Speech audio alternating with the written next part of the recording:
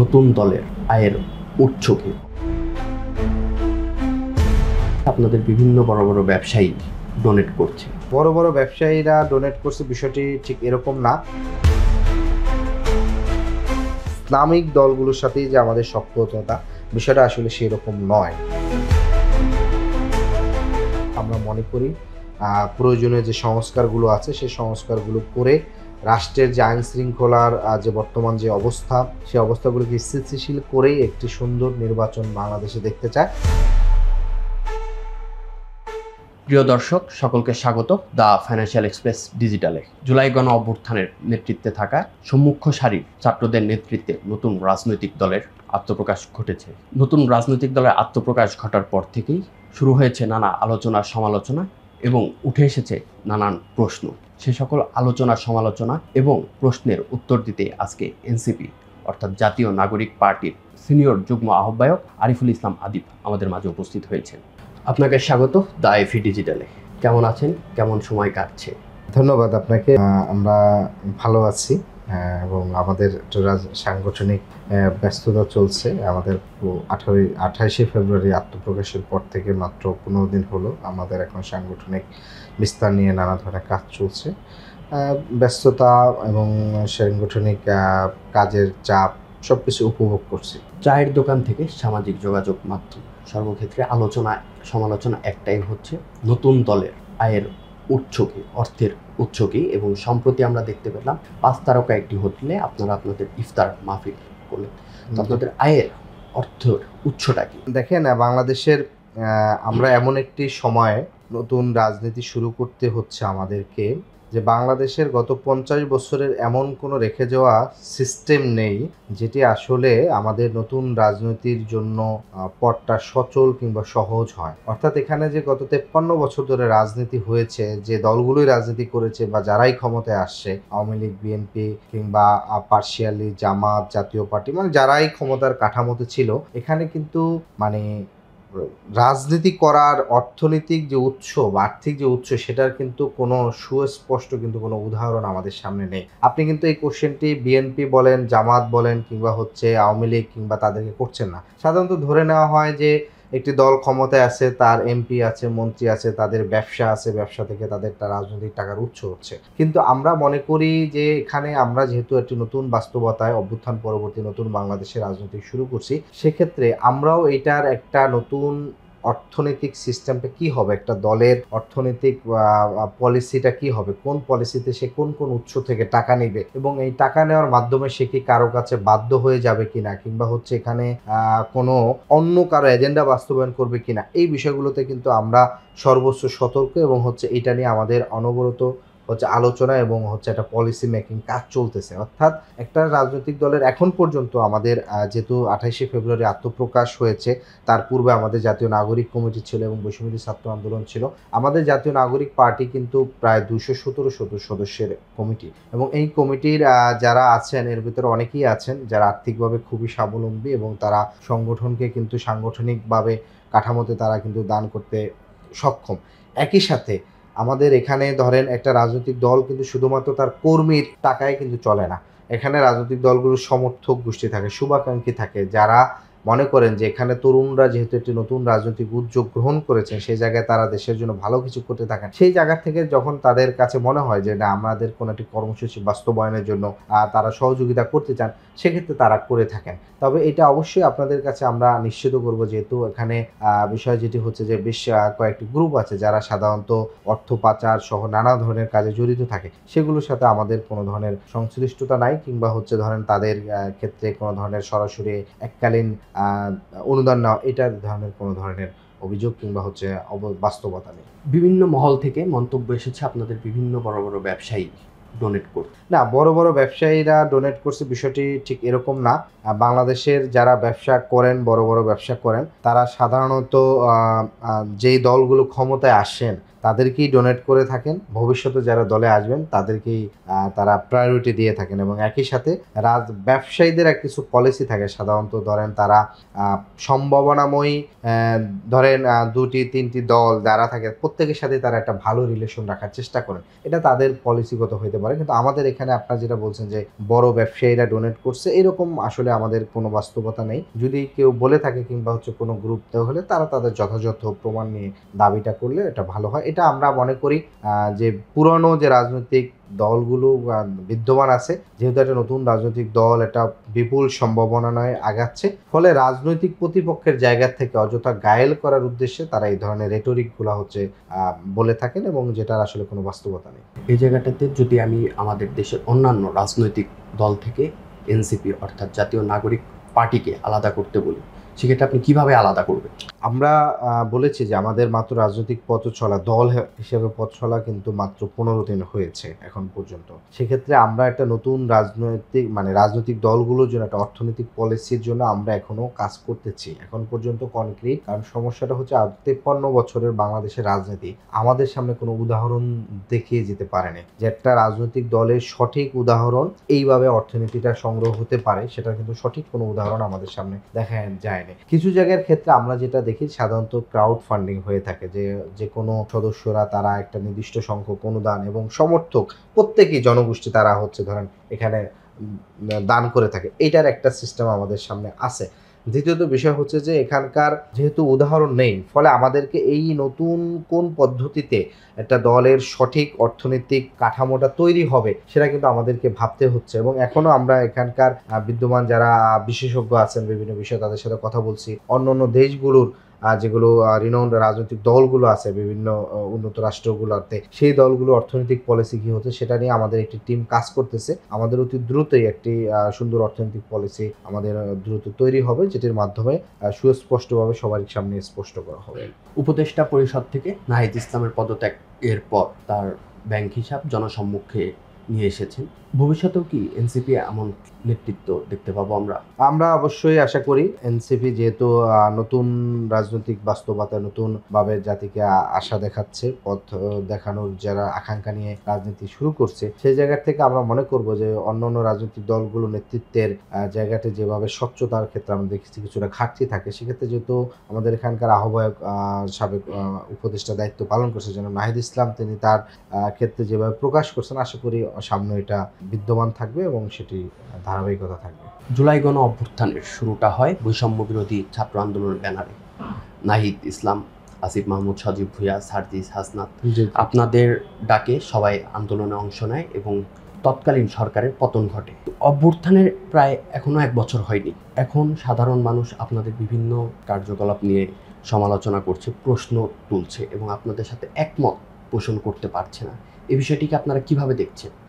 দেখেন, প্রথমত বিষয় হচ্ছে যে এখানের জাতীয় ঐক্যমতের জায়গাটা কোনটা।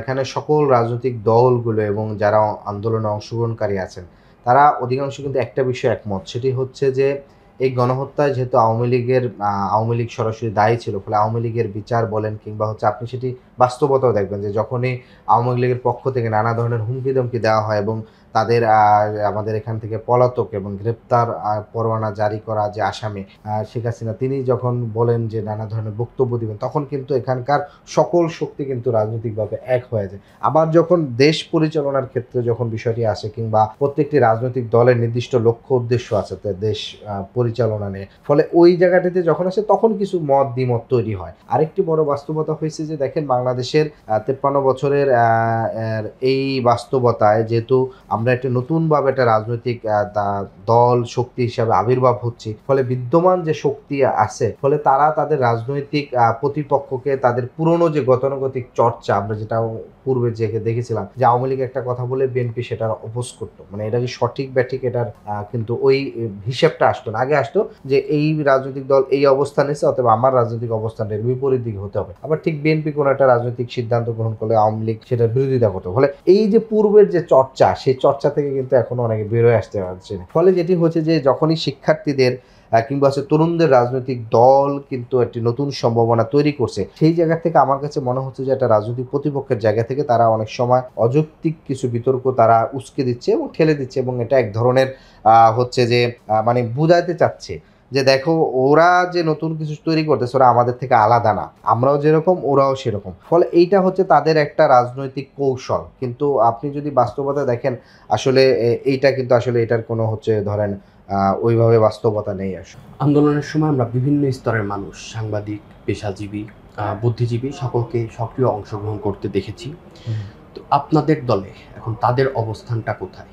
আমাদের রাজনৈতিক দলে এখানকার বিদ্যমান অনেকগুলো রাজনৈতিক যে দল আছে, মানে রাজনৈতিক দলের যে ছাত্র সংগঠনগুলো ছিল তাদের অনেক নেতৃত্ব এখানে কিন্তু অ্যাকোমোডেট হয়েছে। একই সাথে বিভিন্ন শ্রেণী পেশার যারা আছেন সরাসরি আইন মানে শ্রেণী পেশার সরাসরি আইনজীবীরা আছেন, ডাক্তার আছেন, সাংবাদিক আছেন, এবং অন্যান্য ইঞ্জিনিয়ার থেকে শুরু করে প্রত্যেক সেক্টরের শ্রেণী পেশার অংশগ্রহণই এখানে কিন্তু আমাদের এখানে আছে। আপনারা নিজেদেরকে মধ্যপন্থী দল হিসেবে পরিচয় দিচ্ছেন, কিন্তু ইসলামিক দলগুলোর সাথে আপনাদের বেশি সখ্য দেখা যাচ্ছে। এনসিপি কতটুকু মধ্যপন্থী বলা যায়, এবং আপনাদের দলে নারী পুরুষের সমতাটা কোথায়? খুব একটা গুরুত্বপূর্ণ প্রশ্ন করছেন যে আমাদের মধ্যপন্থী দল হিসাবে আমাদের যে অবস্থান কিংবা হচ্ছে আমাদের যে দেখা যাওয়ার যে জায়গাটি, সেটি হচ্ছে যে দেখেন বাংলাদেশে যেহেতু এখানে মুসলিম মেজরিটি কান্ট্রি, আপনার ৯২ বা কিংবা ৯০% যেটাই বলিনি কেন মেজরিটি কান্ট্রি, ফলে এখানকার অধিকাংশ জনগোষ্ঠীর যে বিশ্বাস এবং হচ্ছে কৃষ্টি কালচার আছে সেটার কিন্তু আমাদের এখানকার সংস্কৃতিতে কিন্তু প্রস্ফুটিত হয় এবং তাদের সে আচরণটা কিন্তু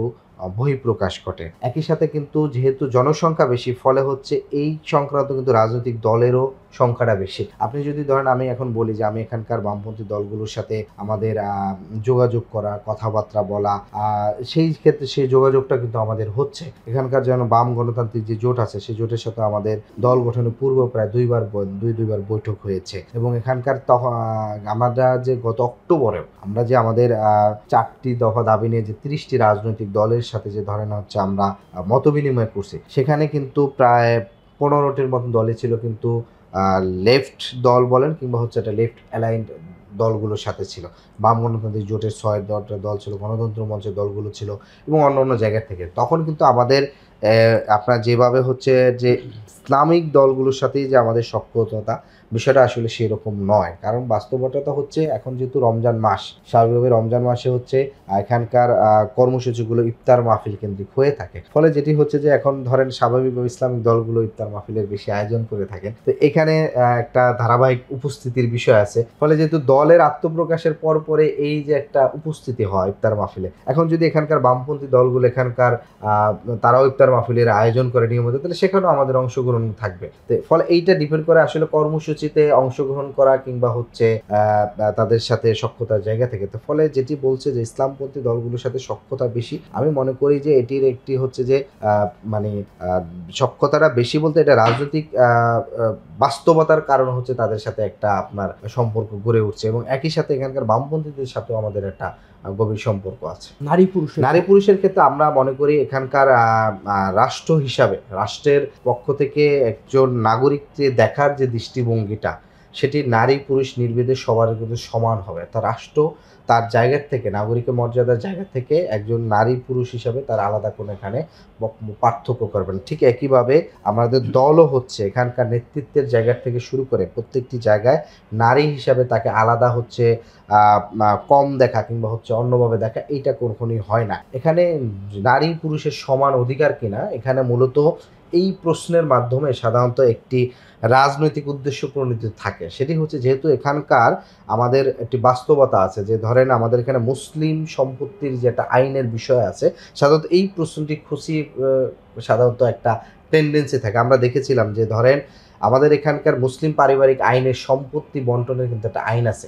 সেক্ষেত্রে সেটা হয় যে সেখানের যে নির্দিষ্ট আইন আছে, না পুরুষের জন্য একটা নির্দিষ্ট থাকা এবং নারীর জন্য থাকা, সাধারণত সেই দৃষ্টিভঙ্গিটা সামনে রেখেই সাধারণত এই কোশ্চেনগুলো হচ্ছে অনেক সময় করা হয়ে থাকে। ফলে এই ক্ষেত্রে আমাদের যেটা অবস্থান হচ্ছে যে এখানকার মুসলিমদের যে পারিবারিক যে আইনটা আছে সেটা যেই এখানকার যে মেজরিটি বৃহত্তর মানুষের যে বিশ্বাস এবং দৃষ্টিভঙ্গি সেটার সাথে আমাদের সামঞ্জস্যপূর্ণ থাকবে। আর রাজনৈতিক মানবিক নাগরিক অধিকারের ক্ষেত্রে অবশ্যই নারী পুরুষের সমান অধিকারটা আমরা দেখে থাকি। এনসিপি একটি কিং পার্টি হতে যাচ্ছে বলেও অনেকে সন্দেহ পোষণ করছে, এই বিষয়ে আপনাদের অবস্থানটা কি? এটি কিংস পার্টির বাস্তবতাটা যেভাবে আসে, দেখেন বাংলাদেশের এখনকার যে রাজনৈতিক দল আছে বিএনপি এবং হচ্ছে অন্যান্য দলগুলো, এর ভিতর বাংলাদেশের সফল কিংস পার্টির উদাহরণ হচ্ছে বিএনপির সবচেয়ে বড় উদাহরণ, যিনি সরাসরি রাষ্ট্রপতি ক্ষমতায় থেকে হচ্ছে একটি দল করছেন। সেই বাস্তবতায় যদি এখন বলেন যে এইটার হচ্ছে রাষ্ট্রের যে কিং ছিলেন, কিং একটি পার্টি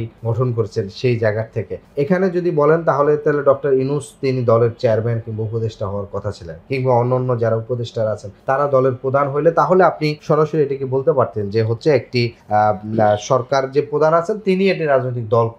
আমাদের ক্ষেত্রে কিন্তু যেটি হচ্ছে যে আমাদের দলের যারা নেতৃত্বে আসছেন তারা কিন্তু সরকারের সাথে কোনো ধরনের সংশ্লিষ্টতা নাই, বরং নাহিদ ইসলাম তিনি কিন্তু পদত্যাগ করে হচ্ছে একটি রাজনৈতিক দলের আমাদের দলের এখানে আহ্বায়ক হচ্ছেন, অর্থাৎ তিনি কিন্তু দলের সরকারের সাথে কিন্তু কোনো ধরনের সংশ্লিষ্টতা রাখেননি। তো ফলে এই জায়গা থেকে তারা যে দৃষ্টিকোণ থেকে করেন, তাদের অভিজ্ঞতাটা যেহেতু কিংস পার্টির মধ্যে দিয়ে হয়েছে, অর্থাৎ বিএনপি রাজনৈতিক শুরুটা হচ্ছে এই কিংস পার্টির অভিজ্ঞতার মধ্যে দিয়ে হচ্ছে, ফলে তারা ভাবে যে নতুন কোনো রাজনৈতিক দল আসলে সরকারি পৃষ্ঠপোষকতা তারা সম্ভব না, তাদের দৃষ্টিভঙ্গির রাজনীতি দেখার ফ্রেমটা ওইভাবে তৈরি হয়েছে দেখে তারা এইভাবে দেখেন। কিন্তু এখানে আসলে আপনি যদি ডিফারেন্সিয়েশন করেন, মানে ভাগ করেন যে ধরেন যে সরকারের আসলে বাহির থেকে আমাদের এখানে প্রভাব, বিষয়টা ওটি মোটে না, বরং আমাদের সকল রাজনৈতিক সিদ্ধান্ত গ্রহণ বলেন, আমাদের কর্মসূচিগুলো এটা রাজনৈতিক দল হিসাবে আমাদের দলের ফোরামে হচ্ছে এটা সিদ্ধান্তটা হয়ে থাকে, এটা বাহিরের কোনো সিদ্ধান্ত কিংবা সরকারের কোনো সিদ্ধান্ত দ্বারা এখানে প্রভাবিত হয় না। বর্তমান উপদেষ্টা পরিষদে এখনো 2জন ছাত্র উপদেষ্টাকে আমরা দেখতে পাচ্ছি, এই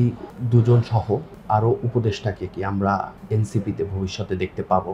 এটি আসলে ভবিষ্যতের উপরে ডিপেন্ড করবে, কারণ যদি এনসিপি যদি রাজনৈতিক দল হিসাবে আমরা যেভাবে আশা করছি সেভাবে যদি আমরা রাজনৈতিক দল হিসাবে প্রতিষ্ঠিত হই, বাংলাদেশের মানুষের আশা আকাঙ্ক্ষা পূরণ করতে পারি, তাহলে শুধু 2জন কেন, অন্যান্য উপদেষ্টা এবং কি বিদ্যমান রাজনৈতিক দলেরও বহু নেতৃত্ব আমাদের দলে আসতে পারে। সেটা শুধু 2জন ছাত্র নেতৃত্ব নয়, যদি আমরা দল হিসাবে হাজির হতে পারি ভালো করে এবং আমাদের একটি ভালো সম্ভাবনা তৈরি হবে, সেক্ষেত্রে বিদ্যমান দলেরও অনেক নেতৃত্ব আমাদের এখানে চলে আসবেন। ফলে এটি শুধু 2জন ছাত্র নেতৃত্বের ক্ষেত্রে প্রশ্নটি না, আমি মনে করি সকলের ক্ষেত্রে সমান। আমাদের দেশ জুড়ে তোলপাড়, ওয়ালটন ফ্রিজ কিনে আপনিও হয়ে যেতে পারেন মিলেনিয়ার।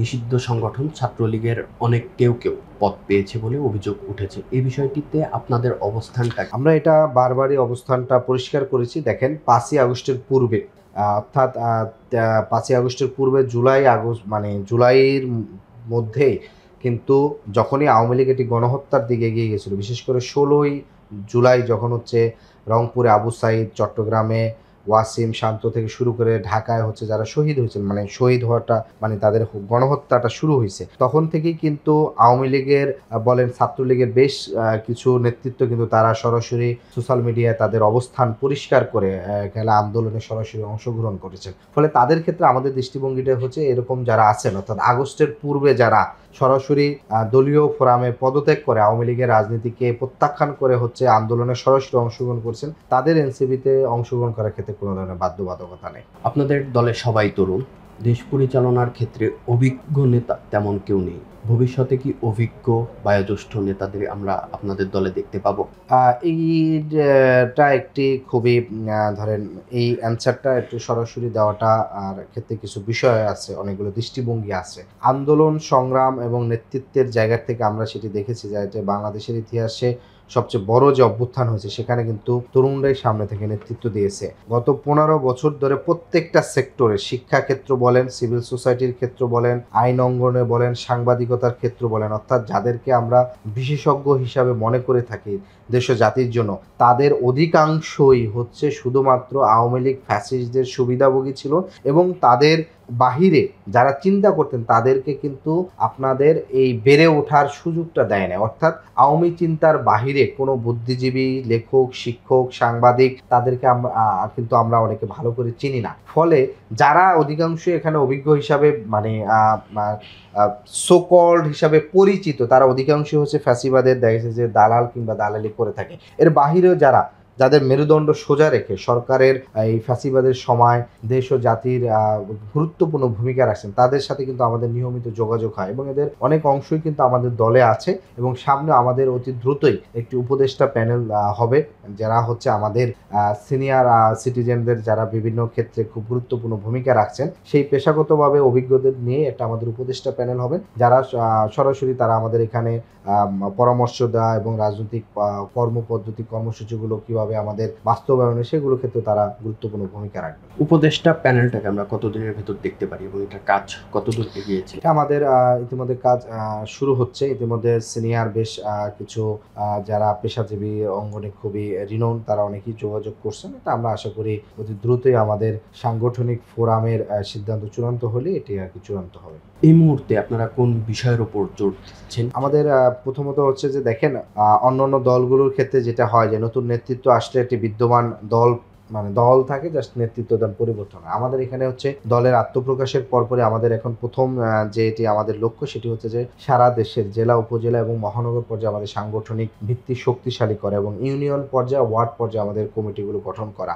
এবং আমরা আশা করছি অতি দ্রুতই আমাদের এই প্রত্যেকটি জেলা, উপজেলা, মহানগরে এবং থানা পর্যায়ে আমরা আমাদের সাংগঠনিক কাঠামো বিস্তৃতি করব এবং সেখানে কমিটি গঠন করা এবং কমিটি গঠন করার জন্য বেশ কিছু প্রক্রিয়ার মধ্যে দিয়ে আমাদের যেতে হয়, যাচাই বাছাই করতে হয়, সেই জায়গাগুলো আমাদের এখন সাংগঠনিকভাবে কাজ করছে। একই সাথে আরও গুরুত্বপূর্ণ একটি কাজ আমাদের চলছে, সেটি হচ্ছে যে আমি আপনাকে আগেই বলেছিলাম যে দেখেন আমাদের এখানে এমন একটি বাংলাদেশে আমরা নতুনভাবে রাজনীতি শুরু করছি যেখানে এই রাজনৈতিক দলের অর্থনৈতিক পলিসি কি হবে এটার কোনো উদাহরণ নাই। এখানে একটি রাজনৈতিক দলের নেতৃত্বর কিভাবে গণতান্ত্রিক ধারা এস্টাবলিশ হবে সেটারও কোনো উদাহরণ নেই। কারণ আপনি বিদ্যমান দলগুলো দেখবেন যে এক পরিবার কেন্দ্রিক কিংবা এক ব্যক্তি কেন্দ্রিক নেতৃত্ব গড়ে উঠছে। ফলে আমাদেরকে নতুন করে অনেকগুলো পলিসি নিয়ে হচ্ছে আমাদেরকে চিন্তা করতেছে, অর্থনৈতিক পলিসি কি হবে, নেতৃত্বের বিকাশটা কি হবে এবং ক্ষমতার বিকেন্দ্রীকরণটা কি হবে, এইরকম অনেকগুলো বিষয়গুলো অর্থাৎ পলিসিগত জায়গায় আমাদেরকে নতুন করে কাজ করতে হচ্ছে খুব দ্রুততার সাথে এবং একই সাথে হচ্ছে সাংগঠনিক ভিত্তি মজবুত করা। এবং একই সাথে আরেকটি বিষয় হচ্ছে যে এখানকে আমরা দেখেছি যে বর্তমান যে নির্বাচন কমিশন আছেন তারা এক ধরনের বিমাতা সুলভ এবং হচ্ছে একটি দল, বিশেষ করে বিএনপির দ্বারা প্রভাবিত হয়ে এক ধরনের হচ্ছে তারা কিন্তু নানা ধরনের বক্তব্য এবং হচ্ছে তাদের দৃষ্টিভঙ্গিটা এমন একটি বিষয় মনে হচ্ছে যে হচ্ছে এটারে কি বলে মানে তারাই হচ্ছে এটি কিভাবে নির্বাচনটা সঠিক নিয়মে হবে সেই জায়গাটি চিন্তা না করে দলের দ্বারা প্রভাবিত হয়ে তারা বক্তব্য দিচ্ছেন। আপনারা একটি 28শে ফেব্রুয়ারি রাজনৈতিক দলের আত্মপ্রকাশ করছে, পর এক মাসের ভিতরে আপনি বলতেছেন যে নিবন্ধন করার জন্য হচ্ছে আবেদন করার জন্য, তাহলে এক মাসের বিদ্যমান যে নিয়ম আছে, আইন আছে, এটা তো রেখে যাওয়া ফ্যাসিস্ট শেখ হাসিনার রেখে যাওয়া আইন, অর্থাৎ যাতে কোনো নতুন রাজনৈতিক দল নিবন্ধন নিয়ে যেন রাজনীতি করতে না পারে, অর্থাৎ কালো আইন, অর্থাৎ স্বাধীনভাবে তাদের সংগঠন করার ক্ষেত্রে বাধা, সেই আইন দ্বারাই হচ্ছে তারা তাদেরকে হচ্ছে নতুন দলগুলোকে বাধ্য করতেছে। ফলে আমরা এই নির্বাচন কমিশনের যে এই যে অবস্থান দৃষ্টিভঙ্গি সেটির আমরা তীব্র নিন্দা জানাই এবং আমরা এটাকে সমালোচনা দৃষ্টি দিয়ে দেখতে চাই। বরং আমরা মনে করি নির্বাচন কমিশনের আরও বেশি নিরপেক্ষতার জায়গা থেকে তাদের হচ্ছে ভাবতে হবে, দেশ ও জাতির স্বার্থে তাদেরকে ভাবতে হবে এবং এই যে নির্বাচনের কালো যে আইন আছে সে আইনটিকেও আমরা যথাযথ সমালোচনা করি। দেখেন এটি একটি খুবই হাস্যকর বিষয় আমাদের সামনে সরকার স্থাপন করছে, সেটা হচ্ছে যে নির্বাচন সংস্কার কমিশন হয়েছে, সেই কমিশন বেশ কিছু সুপারিশ দিয়েছে যে এই তে নির্বাচন কমিশন সংস্কার হোক। সেই সংস্কার করার আগেই হচ্ছে নির্বাচন কমিশন হচ্ছেন তারা হচ্ছে দলের নিবন্ধনের জন্য একটা পূর্বের নিয়ম অনুযায়ী বাদ দিচ্ছেন, তাহলে তো নির্বাচন সংস্কার কমিশন তো করার দরকার ছিল না। তাহলে নির্বাচন সংস্কার কমিশনের যে প্রস্তাবনাগুলো সেগুলো আসলে কবে থেকে শুরু হবে, কখন থেকে শুরু হবে, তাহলে সেই জায়গা থেকে আমরা মনে করি যে নির্বাচন সংস্কার কমিশনের যেহেতু বিএনপি বারবার বলতেছে ন্যূনতম সংস্কার, সেই ন্যূনতম সংস্কারটুকু কতটুকু, সেই ন্যূনতম সংস্কার ন্যূনতম তো তারা প্রথম দিকেও বলেছে যে নির্বাচনকে সুষ্ঠু নিরপেক্ষ একটু করতে হলে যেই সংস্কারগুলো দরকার, তা নির্বাচন সংস্কার কমিশন যে সুপারিশটা দিচ্ছে সেটা বাস্তবায়নের জন্য আমাদের হচ্ছে ধৈর্য ধরতে পারতেছে না, নির্বাচন কমিশনকে বারবার প্রেশারাইজ করছে। সেই জায়গা থেকে আমরা মনে করি ন্যূনতমভাবে নির্বাচন সংস্কার কমিশন যে প্রস্তাবনাগুলো দিচ্ছে, একই সাথে অন্যান্য যে গুরুত্বপূর্ণ 5টি সংস্কার কমিশন, সংবিধান সংস্কার কমিশন, দুর্নীতি ক্ষেত্রে একটা কমিশন এবং হচ্ছে পুলিশ সংস্কার কমিশন, বিশেষ করে এই কমিশনগুলো যে সংস্কারগুলো দিচ্ছে সেই সংস্কারগুলোর ক্ষেত্রে জাতীয় ঐক্যমত হয়ে একটা দ্রুত ঐক্যমত পোষণ করে এরপরে হচ্ছে ওই নির্বাচন প্রক্রিয়াগুলো দিয়ে আগালে দেশ ও জাতির জন্য এটি ভালো। নিবন্ধনের কথা যে কথাটি বললেন, আর শর্তগুলো পূরণের ব্যাপারে আপনাদের অগ্রগতি কতদূর? নির্বাচনের বিদ্যমান আমি পূর্বে বলেছি যে আইনটি আছে, এটি একটি কালো আইন। এখন যে শর্তগুলো দেওয়া আছে শর্তগুলো আমরা মনে করি এটি একটি নতুন রাজনৈতিক যারা দল করতে চান তাদের জন্য এটি একটি বাধা স্বরূপ, এবং এটি এই কারণেই দেওয়া যে এই বিদ্যমান দলগুলোর বাহিরে নতুন কোনো দল যেন দ্রুত তৈরি হতে না পারে। কারণ আপনি এখানে তাদের শর্ত দেওয়া আছে 100টা উপজেলায় অফিস নেওয়া, 21টি জেলায় অফিস নেওয়া, এবং প্রত্যেকটা উপজেলায় আপনার হচ্ছে 200 করে ভোটারের নিবন্ধন কাজ এনআইডি কার্ডের ফটোকপি সংগ্রহ করা, এরকম নানা ধরনের শর্তগুলো। এবং আরও একটি কঠিন শর্ত আছে, সেটি হচ্ছে যে বিগত সংসদে 2 জন এমপি হচ্ছে ওই দলের সদস্য থাকা বা সদস্য থাকা। তাহলে বিগত সংসদগুলো তো আমরা তো হচ্ছে অবৈধ সংসদ মনে করি, সেই অবৈধ সংসদের এমপিকে নিয়ে কি আমি রাজনৈতিক দল করব নাকি? তো ফলে এই যে একটি হাস্যকর একটি বাস্তবতার সামনে বা একটি বিতর্কিত দিকে যে এগিয়ে যাচ্ছে সেটিকে আমরা আসলে ভালোভাবে দেখি না। কিন্তু তারপরও যদি বলে যে অন্য সাংগঠনিক শক্তিশালী যেহেতু 100টি উপজেলা, আমাদের ইতিমধ্যে কিন্তু নাগরিক কমিটিরই প্রায় 400-র অধিক উপজেলা কমিটি গঠন আছে, এবং বৈষম্যবিরোধী ছাত্র আন্দোলনের পূর্বের যে কমিটি সেটিও 45টির উপরে জেলা কমিটি গঠন ছিল। ফলে আমরা মনে করি বাংলাদেশের প্রত্যেকটি থানা কমিটি আগামী 2 থেকে 3 মাসের মধ্যে আমাদের এই শর্ত পূরণ করা সম্ভব। শর্ত পূরণ করার ক্ষেত্রে আমাদের কোনো ধরনের ঘাটতি নেই, কিন্তু আমরা এই নিয়মটিকেই মনে করি যে এটি একটি দুর্বিসন্ধিমূলক আইন, যেটি নতুন রাজনৈতিক দলগুলোর ক্ষেত্রে, শুধু আমাদের দল না, অন্যান্য যারা নতুন দল হিসাবে সামনে আসতে চায় কিংবা হচ্ছে নতুনভাবে শুরু করতে চায় তাদের জন্য এটি একটি বড় ধরনের বাধা হয়ে দাঁড়াবে। শর্তের একটি কথা বললেন যে পূর্বের সংসদ সদস্য 2 জনকে দলে রাখা, তো এই শর্তটি আপনারা কিভাবে পূরণ করবেন? না, এটি আপনি তো বলেছি যে এই বিদ্যমান আইনের ক্ষেত্রে আমরা এটাকে কোনোভাবেই আমরা হচ্ছে ঠিক মনে করছি না, বরং নির্বাচন সংস্কার কমিশন যে প্রস্তাবনা দিয়েছিল এবং একই সাথে রাজনৈতিক দলগুলোর সাথে আলোচনা করে এটা একটা সঠিক ঐক্যমতে পৌঁছানো উচিত, এবং এই নিয়ম হচ্ছে নিবন্ধনের যে আইন আছে সেই আইনকে অতি দ্রুত বাতিল করা উচিত। যদি থেকে যায় সেক্ষেত্রে আমরা আমাদের যে রাজনৈতিক যে আন্দোলন সংগ্রাম, সেই আন্দোলন সংগ্রামের মাধ্যমে আমরা আমাদের অধিকার আদায় করে নেব। অনেক সময় এনসিপির নেতাকর্মীরা বলছেন আওয়ামী লীগ এবং শেখ হাসিনার বিচার আগে, এরপরে নির্বাচন। আওয়ামী লীগ সহ এর অধিকাংশ নেতাকর্মীরা দেশের বাহিরে আছে, তো এই স্বল্প সময় এর বিচার কার্যক্রম সম্পন্ন করা এবং বিচার, এখানে একটা বিষয় হচ্ছে কি, বিচার প্রক্রিয়াটা দৃশ্যমান হওয়াটা গুরুত্বপূর্ণ। আপনি ধরেন আওয়ামী লীগের দেশে বিদেশে অনেকে পালিয়ে গিয়েছে, কিন্তু দেশে এখনো কিন্তু অনেক আওয়ামী লীগের নেতা হত্যাকর্তারা কিন্তু দেশে এখনো আছেন পলাতক অবস্থায়। ফলে তাদেরকে অতি দ্রুত গ্রেপ্তার করা এবং আন্তর্জাতিক যে আপনার হচ্ছে আইন অনুযায়ী ইন্টারপোলের মাধ্যমে যারা অন্যান্য রাষ্ট্রে আশ্রয় নিয়েছে তাদেরকে আনার দ্রুত চেষ্টা করা, এবং একই সাথে দল হিসাবে যেহেতু আওয়ামী লীগ দলীয় সিদ্ধান্ত নিয়ে গণহত্যা করেছে, এবং শুধু জুলাই আগস্টের গণহত্যা না, বাংলাদেশের রাজনীতির ইতিহাসে আওয়ামী লীগের রাজনৈতিক ইতিহাস মানে হচ্ছে গণহত্যার সাথে জড়িত। এটা আপনি 72 সালের পরবর্তী ক্ষমতা আসার পরে তারা জাসদের যেভাবে হাজার হাজার নেতাকর্মীকে নির্বিচারে হত্যা করেছে, সকল দলগুলো রাজনৈতিক অধিকারকে খর্ব করে দিয়ে একদলীয় বাকশাল কায়েম করেছে, এটি ছিল 75 পরবর্তীতে আবার ক্ষমতা আসার পরে 2008 সাল থেকে সেনা বাহিনীদেরকে যেভাবে বিডিআর হত্যার নামে, বিডিআর বিদ্রোহের নামে তারা হত্যা করেছে, শাপলা চত্বরে যেভাবে হত্যা করেছে, ফলে দল হিসাবে যেহেতু এরা সরাসরি গণহত্যার মতন সাথে জড়িত থাকে, ফলে দল হিসাবে আওয়ামী লীগের বিচারের মুখোমুখি করতে হবে। এই সময় দল হিসাবে আওয়ামী লীগের এই যে দলীয় যে কর্মকাণ্ডগুলো আছে, আমি মনে করি এই বিচার সম্পূর্ণ না হওয়া পর্যন্ত দল হিসাবে আওয়ামী লীগের সাংগঠনিক কোনো কর্মসূচি কিংবা হচ্ছে কর্মকাণ্ড করতে দেওয়া উচিত হবে না, এবং সরকারকে অতি দ্রুত এটা বাস্তবায়ন করতে হবে। বিচার হওয়ার পূর্বে যদি আওয়ামী লীগের রাজনৈতিক কর্মসূচি এবং সাংগঠনিক কার্যক্রম চলে, সেটা অভ্যুত্থানের যারা শহীদ হয়েছেন, যারা আহত হয়েছেন তাদের জন্য এটি আসলে খুবই কষ্টদায়ক, এবং এটা মেনে নেওয়া আসলে কখনোই সম্ভব না। অনেকে মতামত দিয়েছেন এই বিচারকে কেন্দ্র করে এনসিপি নির্বাচনকে পেছানোর চেষ্টা করছেন যেন তারা দল গঠনের একটা সময় পায়। এই ক্ষেত্রে আপনাদের অবস্থানটা কি? না, এইটা আমাদের আসলে দল গঠনের সময় পাওয়া কিংবা না পাওয়ার বিষয়টা প্রশ্ন না। দেখেন, আমাদেরকে দেখার দৃষ্টিভঙ্গিটা নিয়ে আমি তাদেরকে প্রশ্ন করতে চাই যে দলগুলো বর্তমানে ক্ষমতায় যেতে চান কিংবা ক্ষমতায় আসতে চান, তারা যেভাবে দীর্ঘ 40 বছর ধরে রাজনীতি করছেন, তারা রাজনীতি মানেই ভাবতেছে নির্বাচন করা, নির্বাচনের মাধ্যমে ক্ষমতায় গিয়ে তাদের দলীয় যে এজেন্ডাগুলো আছে বা দলীয় যে লক্ষ্য সেই অনুযায়ী করা।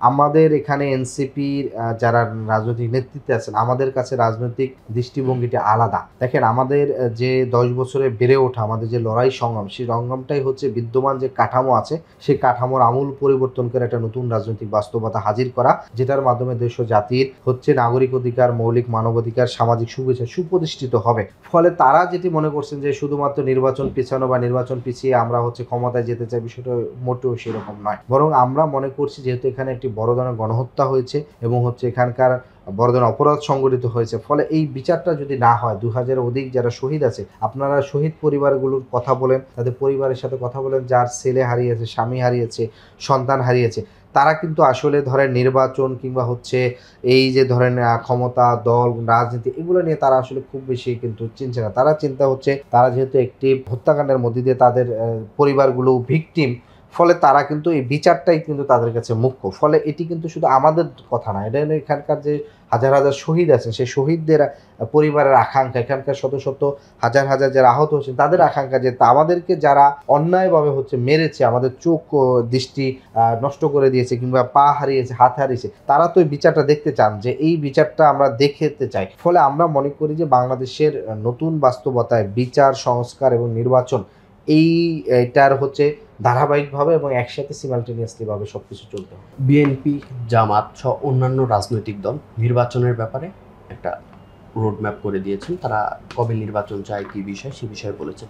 এনসিপি কবে নাগাদ নির্বাচন চাচ্ছে? এনসিপির নির্বাচন কবে নাগাদ নির্বাচন চাচ্ছেন, সেক্ষেত্রে আমাদের স্পষ্ট হচ্ছে যে আমরা মনে করি প্রয়োজনীয় যে সংস্কারগুলো আছে সেই সংস্কারগুলো করে রাষ্ট্রের যে আইন শৃঙ্খলার যে বর্তমান যে অবস্থা, সেই অবস্থাগুলোকে স্থিতিশীল করেই একটি সুন্দর নির্বাচন বাংলাদেশে দেখতে চায় এবং এই নির্বাচনটি বাংলাদেশের ইতিহাসে সবচেয়ে গুরুত্বপূর্ণ একটি নির্বাচন হবে, যেটির উপরে বাংলাদেশের ভবিষ্যৎ, বাংলাদেশের নাগরিকদের ভবিষ্যৎ এবং বাংলাদেশের সকল কিছুর ডিপেন্ড করবে, অর্থাৎ অভ্যুত্থানের যে আকাঙ্ক্ষা সেটি ডিপেন্ড করবে। ফলে আমরা মনে করি যে সুন্দর নির্বাচন হওয়ার জন্য যেই কাজগুলো করা দরকার সেগুলো অতি দ্রুততার সাথে করেই, সেক্ষেত্রে 1 বছর লাগলে সরকার যদি 1 বছরের মধ্যে করে ফেলতে পারে তাহলে সরকার 1 বছরের মধ্যে নির্বাচন করবে।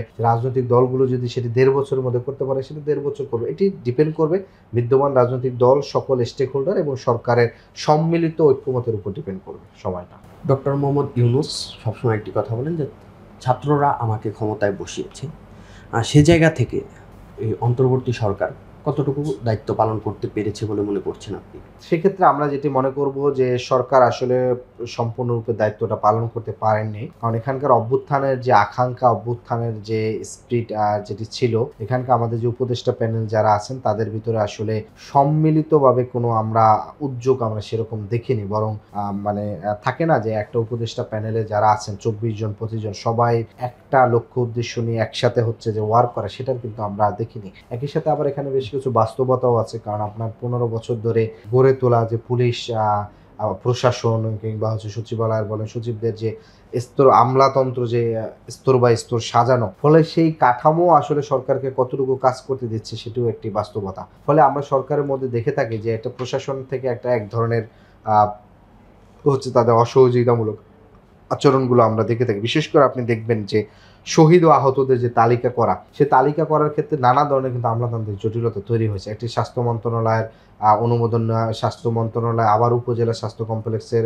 ওখানকার সিভিল সার্জনের থেকে ভেরিফাই করছে। ফলে এই ভেরিফাই করতে করতে কিন্তু 6 থেকে 7 মাস চলে গেছে, এখন পর্যন্ত কিন্তু আমরা একটি পূর্ণাঙ্গ শহীদ তালিকা পাইনি। ফলে যেটি আমরা মনে করবো, একই সাথে সরকারের শহীদের নিয়ে কাজ করার ক্ষেত্রে, পুনর্বাসন করার ক্ষেত্রে, আওয়ামী লীগের বিচার করার ক্ষেত্রে তাদের বেশ কিছু ঘাটতি আছে।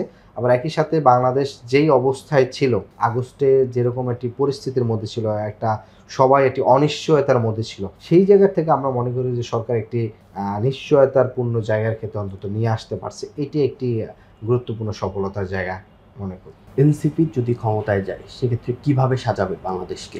এনসিপি কিংবা এটি আসলে খুবই অনেক বড় প্রশ্ন। প্রথমে এক কথায় যদি আমরা বলি, দুটি শব্দ, সেটি হচ্ছে যে এখানকার মানবিক মর্যাদা এবং সামাজিক সুবিচারের থেকেই আমাদের এনসিপি বাংলাদেশটা সাজাবে। সেক্ষেত্রে আপনি বলতে পারেন, বিশেষ করে আমরা দল গঠনের পূর্বেই কিন্তু আমরা এখানকার বৃহত্তর মানুষের কিন্তু মতামত চেয়েছি যে বাংলাদেশে কোন কোন সমস্যাগুলো সমাধান করা উচিত রাজনৈতিক দলকে। সেক্ষেত্রে আমরা দেখেছি যে এখানকার প্রায় 20-25% মানুষ দুর্নীতিকে হচ্ছে তারা কিন্তু আইডেন্টিফাই করছে, যে বাংলাদেশে যদি দুর্নীতি দূর হয় তাহলে 25% মানুষ মনে করতেছেন যে তাহলে বাংলাদেশটা সুন্দর চলবে। এবং আমরাও কিন্তু বাস্তবতার সাথে দেখেছি এখানকার অধিকাংশ কাজের ক্ষেত্রে যেটা হচ্ছে দুর্নীতি একটি বড় ধরনের হচ্ছে বাধা হয়ে দাঁড়িয়েছে। এরপর এখানকার মানুষ তাদের আশঙ্কা করছে যে পরিবহনের ক্ষেত্রে, বিশেষ করে ঢাকা সহ গুরুত্বপূর্ণ শহরগুলোতে জ্যাম থাকে, সেই যে জ্যামটা যদি আপনার যদি কমানো যায়, হচ্ছে যানজটটা কমালে হতে এটা নাগরিকদের জীবনে একটি বড় ধরনের পরিবর্তন আসবে। সকল নাগরিকের চিকিৎসার ক্ষেত্রে কিন্তু আমরা যেটা দেখি যে স্বাস্থ্যক্ষেত্রে সংস্কার করাটা গুরুত্বপূর্ণ, অর্থাৎ প্রত্যেকটি নাগরিক যেন সঠিক চিকিৎসা পেতে পারেন, কিংবা হচ্ছে যে আপনার যে স্বাস্থ্য খাতের সংস্কারগুলো দরকার। শিক্ষা ব্যবস্থার ক্ষেত্রে এটা বড় ধরনের সংস্কার, কারণ এখানকার আমরা দেখি হাজার হাজার শিক্ষার্থীরা কিন্তু হচ্ছে আপনার হচ্ছে পড়াশোনায় গ্রাজুয়েট করে কিন্তু তাদেরকে কর্মক্ষেত্র দেওয়া হচ্ছে না। ফলে আগামীর বাংলাদেশের দুর্নীতিমুক্ত স্বাস্থ্য সেবা, শিক্ষা সেবা এবং রাষ্ট্রের নাগরিক যে মৌলিক যে অধিকারগুলো আছে, এবং একই সাথে এখানকার প্রায় কয়েক লক্ষ যুবক যারা পড়াশোনা করে শিক্ষিত বেকার আছে, ফলে আগামী দিনে সবচেয়ে বড় চ্যালেঞ্জটা হচ্ছে এই বেকারদের জন্য হচ্ছে নতুন কর্মসংস্থান তৈরি করা। ফলে এনসিপি যদি বাংলাদেশে কখন রাষ্ট্র ক্ষমতায় আসে, সেই জায়গা থেকে একটি দক্ষ জনশক্তি গড়ে তোলার জন্য এবং বাংলাদেশের নাগরিকদের অর্থাৎ কর্মসংস্থানের ব্যবস্থা করা, নিরাপত্তার ব্যবস্থা করা, মানবিক মর্যাদা প্রতিষ্ঠার জন্য কাজ করবে। এক কথায় যদি বলি, ভবিষ্যৎ বাংলাদেশ কেমন দেখতে চায় এনসিপি? ভবিষ্যৎ বাংলাদেশ অবশ্যই একটি অর্থনৈতিক দৃষ্টিভঙ্গি থেকে আমরা মনে করি আগামীতে বাংলাদেশ আগামী অতি দ্রুতই বাংলাদেশ অর্থনৈতিকভাবে বিশ্বের 15তম দেশের মধ্যে চলে আসা উচিত, এটা আমরা মনে করি। এবং বাংলাদেশের নাগরিক হিসাবে বিশ্বে যেমন আমরা গর্ববোধ করি না যে আমাদের অনেকে অস্ট্রেলিয়ার নাগরিকত্ব হয়েছে কিংবা আমেরিকার নাগরিকত্ব হয়েছে, সে জায়গার থেকে অন্যান্য দেশের মানুষও এভাবে দেখবে যে আমরা বাংলাদেশে গিয়ে কাজ করতেছি, বাংলাদেশের নাগরিক হিসাবে তারা বাংলাদেশের নাগরিকরা গর্ববোধ করবে এবং জাতি হিসাবে বিশ্বের বুকে আমরা মাথা উঁচু করে দাঁড়াবো, সেই আশা আমরা ব্যক্ত করছি। ধন্যবাদ আপনাকে। আপনাকে। প্রিয় দর্শক, নানান মহল থেকে উঠে আসা প্রশ্ন এবং আলোচনা সমালোচনার উত্তর দিতে আজকে আমাদের সাথে উপস্থিত হয়েছিলেন জাতীয় নাগরিক পার্টির সিনিয়র যুগ্ম আহ্বায়ক আরিফুল ইসলাম আদিব। আমরা শুনলাম নানা প্রশ্নের এবং আলোচনা সমালোচনার জবাব। সামনের পর্বে আবারও দেখা হবে। সে পর্যন্ত সকলে ভালো থাকুন, সুস্থ থাকুন।